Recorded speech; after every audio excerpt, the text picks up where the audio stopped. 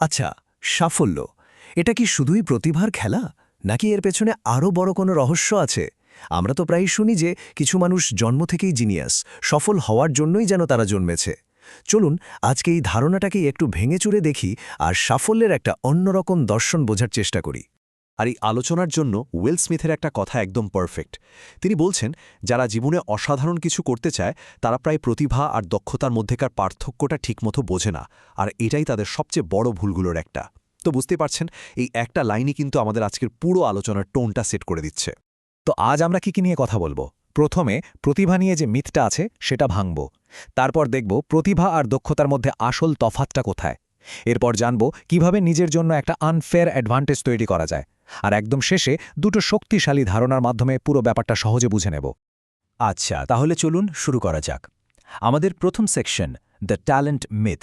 প্রশ্নটা খুবই সহজ। আসলেই কি কিছু মানুষ জন্মাই সফল হওয়ার জন্য? মানে ব্যাপারটা কি আগে থেকেই ঠিক করা? এই যে ধারণাটা, এটা আসলে আমাদের কতটা উপকার করে আর কতটা যে আমাদের অজান্তেই পেছনে টেনে ধরে, সেটাই এখন দেখব। ব্যাপারটা কি হয় জানেন, আমাদের মধ্যে অনেকেই মনে করে যে বড় বড় কাজ করার ক্ষমতাটা শুধু কিছু বাছাই করা ট্যালেন্টেড লোকের জন্যই বরাদ্দ। আর এই চিন্তাটাই একটা ফিক্সড মাইন্ডসেট তৈরি করে দেয়। মানে আমরা যখন ধরে নিই যে প্রতিভা জন্ম থেকেই আসে, তখন কোনো কিছুতে একটু হোঁচট খেলেই হাল ছেড়ে দিই। মাথায় ঘুরতে থাকে, ইস, আমার মধ্যে তো এই ট্যালেন্টটাই নেই, শুধু শুধু খেটে কী লাভ। আর এই চিন্তাটাই কিন্তু আমাদের এগিয়ে যাওয়ার পথের সবচেয়ে বড় দেয়াল।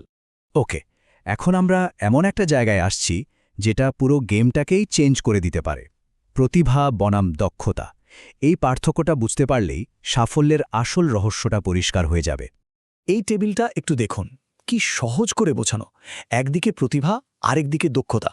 প্রতিভা জিনিসটা হলো জন্মগত, একটা গিফটের মতো, এটা আমাদের স্টার্টিং পয়েন্ট। কিন্তু দক্ষতা, ওটা একদম অন্য জিনিস। ওটা তৈরি করতে হয় ঘন্টার পর ঘন্টা, দিনের পর দিন, একটা কাজের পেছনে খেটে খেটে।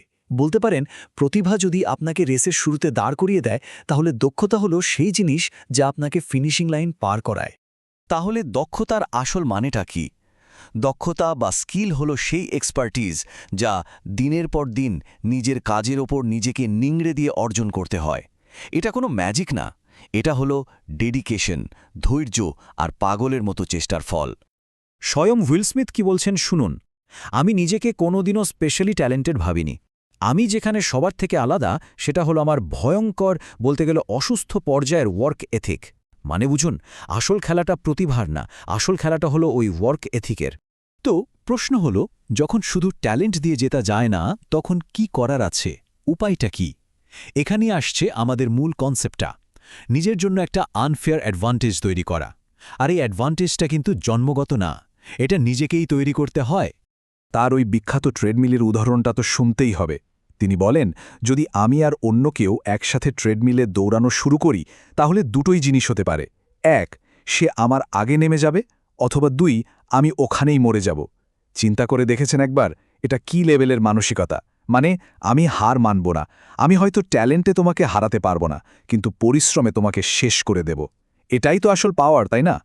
তার মানে আসল অ্যাডভান্টেজটা ট্যালেন্ট না, আসল অ্যাডভান্টেজ হলো এই প্রতিজ্ঞা যে আমাকে পরিশ্রমে কেউ হারাতে পারবে না। অন্যরা যখন ক্লান্ত হয়ে থেমে যাবে, আমি তখনও চলব। আর এটাই হলো সেই আনফেয়ার অ্যাডভান্টেজ। আর এই দর্শন অনুযায়ী সাফল্যের ৯৯%ই আসে সবসময় রেডি থাকার থেকে। ব্যাপারটা এমন না যে সুযোগ আসবে তারপর আমি তৈরি হব। না, যারা সবসময় তৈরি থাকে, সুযোগ এলে শুধু তারাই সেটাকে কাজে লাগাতে পারে। গেট রেডি হওয়ার দরকার নেই, স্টে রেডি। এখন প্রশ্ন হলো, এই যে পাগলের মতো কাজ করার মানসিকতা, এটা ধরে রাখব কিভাবে? এর জন্য দুটো চাবি আছে, একটা হলো পড়া আর আরেকটা হলো দৌড়ানো। চলুন দেখি এই দুটো সাধারণ অভ্যাস কিভাবে আমাদের স্কিল আর মানসিক শক্তি দুটোকেই ধারালো করে তুলতে পারে। খুব সহজ দুটো স্টেপ। এক, পড়া। কেন? কারণ যারা আমাদের আগে এই পথে হেঁটেছে তাদের কাছ থেকে শিখতে হবে। আর দুই, দৌড়ানো। কেন? কারণ এটা আমাদের শেখায় কিভাবে ভেতরের ওই দুর্বল কণ্ঠটাকে চুপ করাতে হয়, যে একটু পরপরই বলে, অনেক হয়েছে, এবার থামো। পড়ার আইডিয়াটা তো একদম সোজা সাপটা।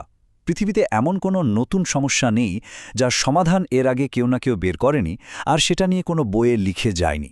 তার মানে বই পড়া মানে হলো অন্যের ভুল থেকে শেখা, অন্যের অভিজ্ঞতাকে কাজে লাগানো। এটা অনেকটা টাইম বাঁচানোর একটা হ্যাকের মতো। আর দৌড়ানো, ওটা শুধু শরীর চর্চা না, ওটা হলো মাইন্ড কন্ট্রোল করার ট্রেনিং। যখন শরীর বলে আমি আর পারছি না, তখন মনের ভেতর থেকে একটা ছোট্ট শয়তান ফিসফিস করে বলে ছেড়ে দে, লাভ নেই। দৌড়ানো আমাদের শেখায় ওই শয়তানটাকে কিভাবে ইগনোর করতে হয়, কিভাবে ওই দেয়ালটা ভাঙতে হয়। আর এই মানসিক শক্তিটা একবার তৈরি হয়ে গেলে জীবনের যে কোনো চ্যালেঞ্জই অনেক সহজ মনে হবে। আচ্ছা, আমরা আমাদের আলোচনার একদম শেষ পর্যায়ে চলে এসেছি, আর এটাই সম্ভবত সবচেয়ে পাওয়ারফুল আইডিয়া। এতক্ষণ যা যা বললাম সে সব কিছুকে এটা একটা সহজ প্রতিদিনের অভ্যাসে বদলে দেবে। প্রশ্ন হল, বিশাল কোনো স্বপ্ন পূরণ করার সবচেয়ে কার্যকরী উপায়টা কি? এই কথাটা খুব মন দিয়ে শুনুন। তুমি একটা দেয়াল বানানোর লক্ষ্য নিয়ে কাজ শুরু করো না। তুমি শুধু বলো, আমি এই একটা ইট, আমার সামনে যে ইটটা আছে সেটাকে পৃথিবীর সবচেয়ে নিখুঁতভাবে গাঁথব।